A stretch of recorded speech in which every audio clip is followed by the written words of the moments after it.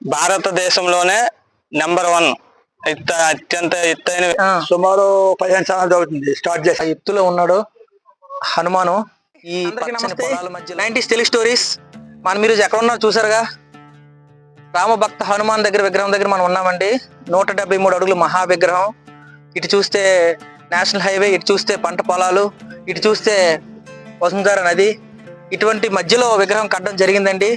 అసలు ఈ విగ్రహం ఎలా కట్టారు, ఎందుకు కట్టారు, ఈ కట్టడానికి ఎంత సమయం పట్టింది మీకు చెప్పాలనుకుంటున్నాను. దగ్గరికి దేశంలోనే అత్యంత ఎత్తైన విగ్రహం అండి.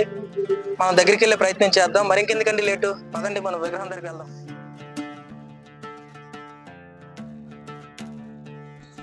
మనం నేషనల్ హైవే మీదుగా వస్తున్నామండి. వంశధార నదిని దాటుకుంటూ ముందుకు వెళ్తున్నాం. ఇక్కడి నుంచి చూసారా మన హనుమాను ఎలా కనిపిస్తున్నాడు. ఇక్కడి నుంచే మనకు దర్శనం చేసుకోవచ్చు. ఎంతోమంది ప్రజలు ఎక్కడి నుండే దర్శనం చేసుకుని చాలా ఆనందిస్తూ ముందుకు సాగుతూ ఉంటారు. 173 అడుగుల మహావిగ్రహం కదండి, ఎంత దూరంలో ఉన్నా మనకి హనుమాన్ కనిపిస్తాడు. ఒక పక్క నేషనల్ హైవే, మరో పక్క పచ్చని పొలాలు, ఇంకో పక్క చూస్తే వంశధార నది. ఈ ఒడ్డున ఈ హనుమాన్ మహావిగ్రహం నిర్మాణం జరిగిందండి. నిజంగా ఆ దేవుడు ఇక్కడ వెలిసాడన్నందుకు నిదర్శనం కదండి.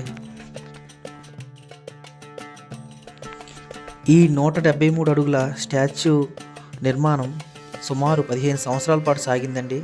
చివరికి తిత్లీ తుఫాను హుద్హుదుల కారణంగా కాస్త లేట్ అయిందండి. చివరికి 2027 ఫిబ్రవరిలో ప్రారంభించిన ఈ నిర్మాణం చాలా ఆటుపోట్లు, కృషి, శ్రమల మధ్య 2022 ఫిబ్రవరి 5న కంప్లీట్ అయింది. అప్పటి నుంచి మన హనుమాను మనకి దర్శనమిస్తున్నారు. పూజలు, పునస్కారాలు అన్నీ జరుగుతూ ఉన్నాయండి. ప్రతి సంవత్సరం విగ్రహం యొక్క వార్షికోత్సవం రోజున భారీ ఎత్తున ఇక్కడ పూజలు, హోమాలు, అన్నదాన కార్యక్రమాలు భారీ ఎత్తున జరుగుతాయండి. చుట్టుపక్కల గ్రామాల నుంచి ప్రజలు భారీ ఎత్తున ఇక్కడ రావడం జరుగుతుంది. ఇలాంటి భారీ హనుమాన్ విగ్రహం శ్రీకాకుళం జిల్లాలో మడపాం గ్రామం నందు స్థాపించడం జరిగింది. శ్రీకాకుళానికి చాలా దగ్గరగా 15 కిలోమీటర్ల దూరంలో వంశధార నది ఒడ్డున మన హనుమాన్ మనకి దర్శనమిస్తారు. ఇలాంటి ఎత్తైన విగ్రహం కట్టడం కోసం శ్రీకారం చుట్టిన వారు శ్రీ శ్రీకాంత్ స్వామీజీ గారండి. మరియు ప్రజలు భారీ ఎత్తున విరాళాలు, సహాయ సహకారాలు కలిపి నిర్మాణం చేశారు. ఇంత మహా విశిష్టత కలిగిన ఆంజనేయ స్వామిని మనం దర్శించుకోవడం, మీతో కూడా షేర్ చేసుకోవడం చాలా ఆనందంగా ఉందండి.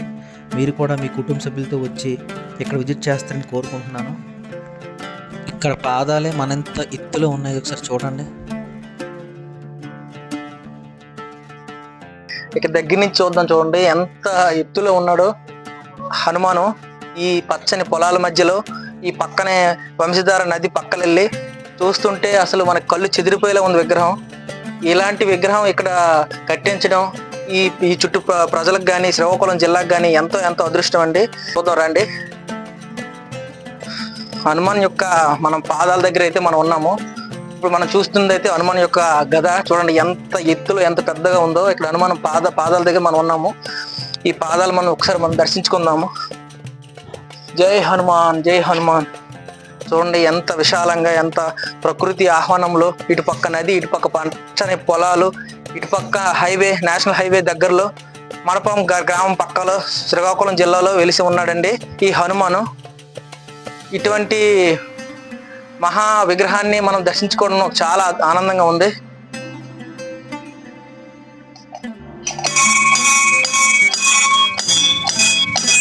జై హనుమాన్. ఈ చుట్టూ ఉన్న పచ్చని పొలాలు చూసారా ఎంత అందంగా ఉన్నాయో. ఈ మంచి వాతావరణంలో పక్కనే ప్రవహిస్తున్న వంశధార నది.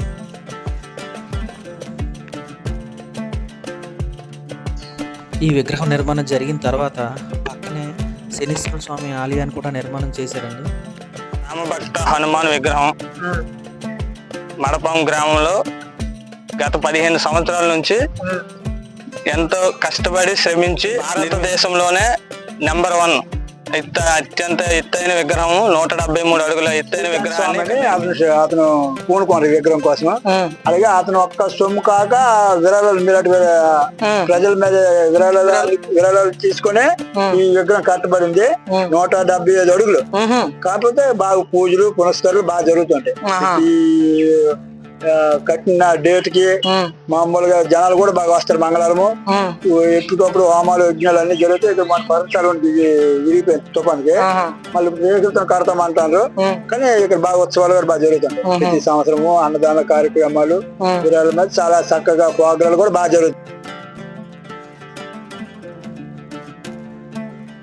చూసారు కదా ఫ్రెండ్స్, భారతదేశంలోనే ఎత్తైన 173 అడుగుల హనుమాన్ విగ్రహాన్ని. ఈ వీడియో మీకు నచ్చిందని అనుకుంటున్నాను. ఇలాంటి మరెన్నో వీడియోల కోసం please subscribe 90s Telugu stories my channel. మీరు నన్ను సపోర్ట్ చేస్తే మరెన్నో మంచి వీడియోలతో మీ ముందు ఉంటానండి. ప్లీజ్ లైక్ అండ్ కామెంట్, అందరికీ షేర్ చేయండి. అందరికీ నమస్తే. మళ్ళీ మనం కొత్త వీడియోతో కలుద్దాం.